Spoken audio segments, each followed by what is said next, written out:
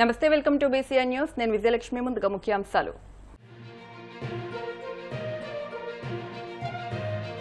వివిధ శాఖలకు key performance ఇండికేటర్లు నిర్దేశించిన సీఎం చంద్రబాబు. పనితీరు ఆధారంగా స్కోరింగ్ విధానం అమలుకు నిర్ణయం.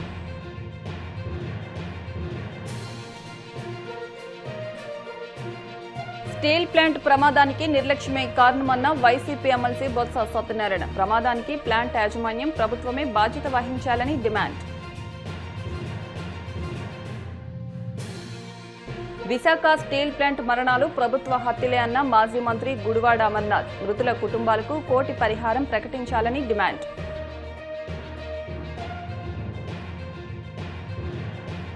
వాడపల్లి వెంకన్న ఆలయంలో ప్రత్యేక పూజలు. మంగళ వాయిద్యాల నడుమ శ్రీ స్వామి అమ్మవార్లకు మెలుకొలుపు సేవ, ఈశ్వర లక్ష్మీ హోమం.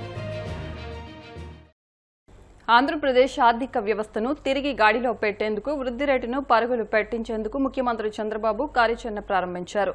రాష్ట్ర స్థూల ఉత్పత్తి జీఎస్డీపీ లక్ష్యాలు, ప్రభుత్వ శాఖల పనితీరును కొలిచే కీ పెర్ఫార్మెన్స్ ఇండికేటర్లపై ఉన్నతాధికారులతో సమీక్ష నిర్వహించారు. అమరావతిలోని తన క్యాంపు కార్యాలయంలో జరిగిన ఈ సమావేశానికి ఆర్థిక, ప్రణాళిక, వ్యవసాయ, రవాణా, పర్యాటక శాఖల ఉన్నతాధికారులు హాజరయ్యారు.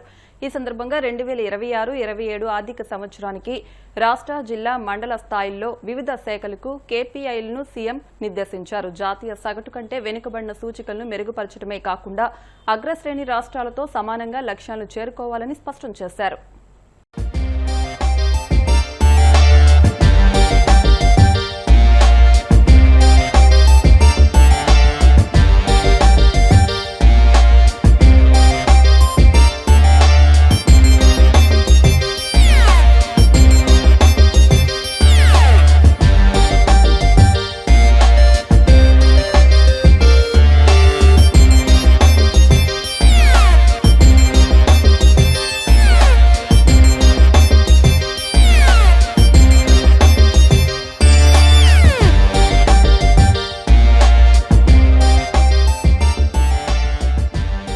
విశాఖ స్టీల్ ప్లాంట్ లో జరిగిన భారీ ప్రమాదం అత్యంత దురదృష్టకరం, హృదయ విదాకరమని YCP MLC Botsa Satyanarayana, regional coordinator Kurasala Kannababu ఆవేదన వ్యక్తం చేశారు.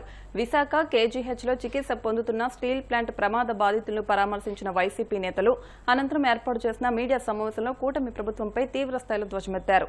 ఈ ప్రమాదంలో ఇప్పటికే 8 మంది కార్మికులు మరణించగా, సెవెన్ హిల్స్ ఆసుపత్రిలో 90% కాలిన గాయాలతో ఉన్న మరో 3 పరిస్థితి అత్యంత విషమంగా ఉందని తెలిపారు. మృతుల కుటుంబాలకు వైసీపీ తరపున ప్రగాఢ సానుభూతిని తెలియజేశారు. నేనేమి ఈ టీవీల ముందు మాట్లాడడం కాదు, చూస్తున్నాం. ఇప్పటికే సుమారు 6,000 మందిని పేపర్లో నేను చూశాను. నా సోదరులతో మాట్లాడాను. మరి మీ అందరం కూడా యూనియన్ లీడర్స్తో మాట్లాడాము. వాళ్ళ మాటలు కూడా విన్నాము. దఫాలుగా 1-2 సార్లు అసోసియేషన్ కూడా పాల్గొంటామని చెప్పాము. మేము కూడా చెప్పాము, మా నిర్ణయాన్ని కూడా చెప్పాము కూడా. ఆ రోజు 6,000 మందిని ట్రీట్మెంట్ చేశారు. పర్మనెంట్ ఎంప్లాయీస్ చేశారు, కాంట్రాక్ట్ ఎంప్లాయీస్ చేశారు. స్టేట్మెంట్ ఎక్కువైపోతే చేయొచ్చు, కానీ కాస్ట్ కటింగ్ కోసం చేయడం అయితే ఊరికనే. ఇదేమి ప్రైవేట్ ఫర్మ్ కాదు, పబ్లిక్ సెక్టర్. దానికి తోడు ఏదైతే పని చేస్తే పనికి తగ్గ వేతనం ఇస్తామనేది భారతదేశంలో ఏ కంపెనీలో కూడా లేదు. సెయిల్లో ఉన్న ఏ ఫ్యాక్టరీలో కూడా ఇలాంటి విధానం లేదు. ఒక్క విశాఖపట్నం ఉంది. ఏం చేస్తుంది రాష్ట్ర ప్రభుత్వం? కార్మికులు నష్టం వస్తే కార్మికుల శ్రేయస్ గురించి ఆలోచించవలసిన బాధ్యత కానీ లేదా? ఎంతసేపు కూడా లేనిపోయిన పబ్లిసిటీ చేసి ప్రాణాలని పణంగా పెట్టుకుంటూ ప్రాణాలని వాళ్ళు ఏమైనా వచ్చి మాట్లాడితే వాళ్ళని ఎగతాలు చేయడం. ఓటేసిన పాపానికి దురదృష్టానికి ఈ దురదృష్టం పడాలా? ఏదైనా వాళ్ళ స్టీల్ ప్లాంట్ లో జరిగిన సంఘటనని చాలా చింతిస్తున్నాం. మా నాయకుడు జగన్మోహన్ రెడ్డి గారు ఆయన తాలూ ప్రగాఢ సానుభూతి తెలియజేశారు. రేపు ప్రత్యక్షంగా ఆయన కూడా కిమ్స్ హాస్పిటల్లోను అలాగే సివిల్స్ హాస్పిటల్లో ఉన్న క్షతగాత్రులు కానీ చూడడానికి, ఆ కుటుంబ సభ్యులు కలవడానికి రేపు ఉదయం వారు కూడా వస్తున్నారు. ప్రత్యేకంగా వాళ్ళతో కూడా మాట్లాడతారు. యూనియన్ లీడర్స్ ఉంటే వాళ్ళతో కూడా కలిసి మాట్లాడతారు.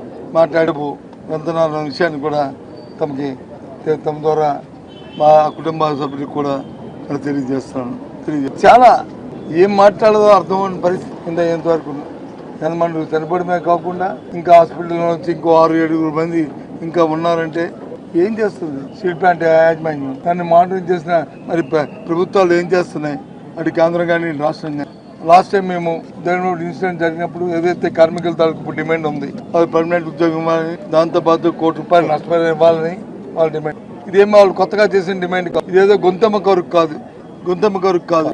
ఇదేమి ఇంతకుముందు మన ఎల్జీ ఫార్మసీలో జరిగిన లేదు ఫార్మసీలో జరిగిన ఇన్సిడెంట్ జరిగితే ఆ రోజున్న వైఎస్ఆర్సీ పార్టీ ప్రభుత్వం జగన్మోహన్ రెడ్డి గారి నాయకత్వంలో అందరికీ కూడా ₹1 లెక్కని వాళ్ళకి నష్టపరిహారం ఇప్పించాం. ఆ నష్టపరిహారం కూడా ముందు రాష్ట్ర ప్రభుత్వం ముందు పే చేసి తర్వాత ఆ కంపెనీ నుంచి రాష్ట్ర ప్రభుత్వానికి దాన్ని కట్టించడం కూడా జరిగింది. దాంతోపాటు వారికి పర్మనెంట్ ఉపాధిని కూడా ఆ రోజు ఇవ్వడం జరిగింది. మరి ఏదైతే కార్మిక సోదరులు చనిపోయిన కుటుంబాలు డిమాండ్ చేస్తున్నాయో వాళ్ళ తాలూకా ఆలోచన ఉందో ఆ విధంగా కేంద్ర రాష్ట్ర ప్రభుత్వాలు అది జరిగేటట్లు చేయాలని మా తాలూకా డిమాండ్. ఆ డిమాండే కాదు, ఆ డిమాండ్ కూడా పోరాటం చేస్తాం. రేపు జగన్మోహన్ రెడ్డి గారు వస్తారు, ఆ విషయం కూడా ఆయన నోటంటే కూడా ఆయన చెప్తారు. అది మేము చెప్తున్నాం. అంతేకాదు ఏదైతే ఈ రిట్రేస్మెంట్ ఉందో ఫోర్స్ఫుల్గా వాళ్ళని అక్కడ నుంచి వైదొలిగినట్టు చేయడానికి ప్రయత్నం చేస్తున్నాం. సైడ్లో చేస్తున్న ప్రక్రియని ఆ ప్యాకేజ్ అనౌన్స్ చేయండి. ఇష్టం వచ్చిన వాళ్ళు వీఆర్ఎస్ అనౌన్స్ చేస్తే ఇష్టం వచ్చిన వాళ్ళు వెళ్తారు, లేని వాళ్ళు ఉంటారు. కానీ ఫోర్స్ఫుల్గా చేయడం అనేది అది తప్పు.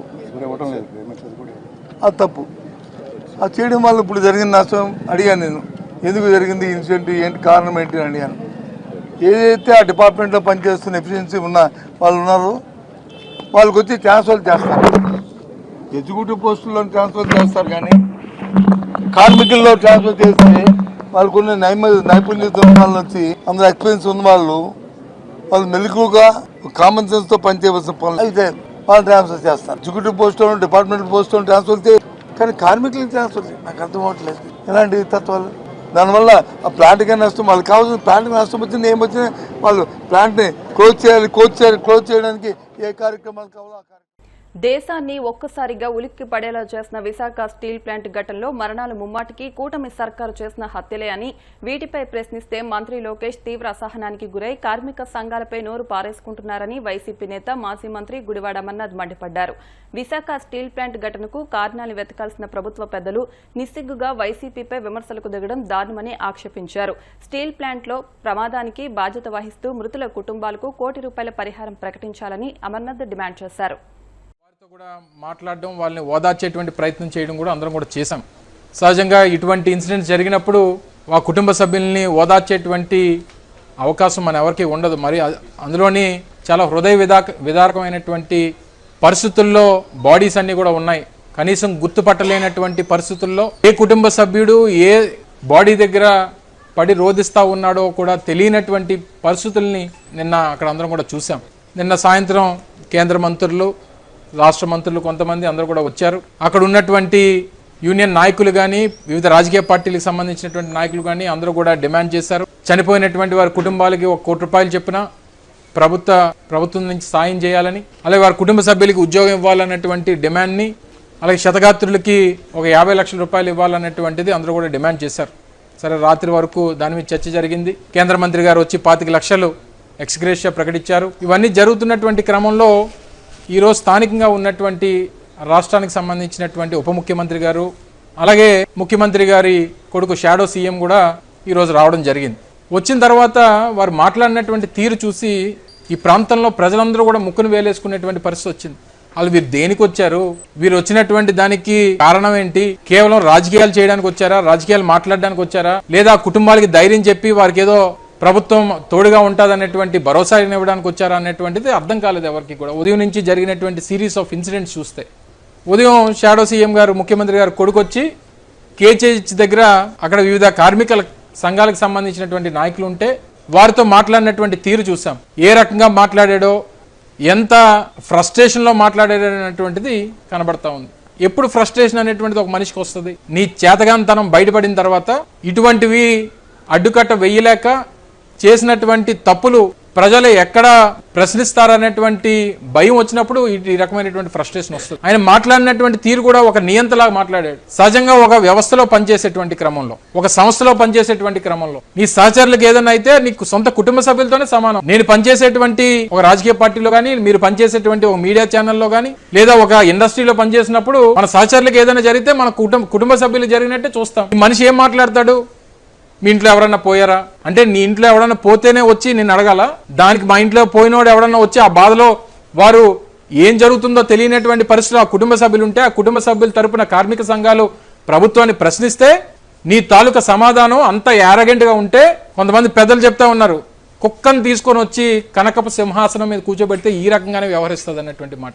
ఏ రకంగా అంటే అంత బరితెగించి ఓదార్చాల్సినటువంటి సమయంలో తిరిగి రెచ్చగొట్టేటువంటి మాటలు మాట్లాడినటువంటి సందర్భాలు చూసాం. కార్మిక సంఘాలని సీనియర్ మోస్ట్ నాయకులు, బహుశా వారు ఆ కార్మిక సంఘాల్లో పనిచేసేటువంటి సమయానికి బహుశా నువ్వు పుట్టుండవు కూడా, అంత senior most trade union leaders అక్కడ ఉంటే వారిని నీకు అధికారం ఉంది కాబట్టి నీకు చెల్లిపోతావు. అధికారం ఎప్పుడు శాశ్వతం కాదు. నువ్వు మాట్లాడినటువంటి మాట ఎప్పటికీ కూడా విశాఖ ఉక్కు చరిత్రలో అనేక ఇన్సిడెంట్స్ గతంలో జరిగి ఉండొచ్చు, కానీ ఇప్పుడు ప్రభుత్వం వ్యవహరించినటువంటి తీరు, ఈ ప్రభుత్వం తరపున వచ్చినటువంటి ఈ ప్రతినిధిగా వచ్చినటువంటి ఈ మనిషి తాలూకా వ్యవహారం తీవ్రంగా ఖండించాల్సినటువంటి అవసరం ఉండొచ్చు. మాకెవరికి ఉత్తరాంధ్ర ప్రాంతంలో మీలా డబ్బు ఉండకపోవచ్చు, నీలా అక్రమ సంపాదన ఉండకపోవచ్చు, కానీ ఇక్కడ ఉన్నటువంటి నాయకులకి, కార్మిక సంఘాల నేతలకి ఆత్మగౌరవం, ఆత్మాభిమానం అనేటువంటిది ఉంటుంది అనేటువంటి విషయాన్ని ఈ సందర్భంగా గుర్తు చేస్తా ఉన్నాం.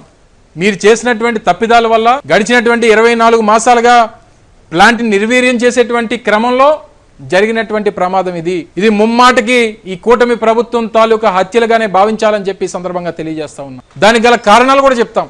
2024లో వారు ప్రభుత్వంలోకి వచ్చిన తర్వాత ఎప్పటి నుంచో పనిచేస్తున్నటువంటి కాంట్రాక్ట్ వర్కర్స్, సీనియర్ మోస్ట్ ఉన్నటువంటి పర్మనెంట్ ఎంప్లాయీస్ ని బలవంతం పెట్టి, ఎంప్లాయీస్ అయితే బలవంతంగా వాలంటరీ రిటైర్మెంట్ చేయాలని చెప్పి ఇప్పుడు కాసేపు ప్రకటనలు.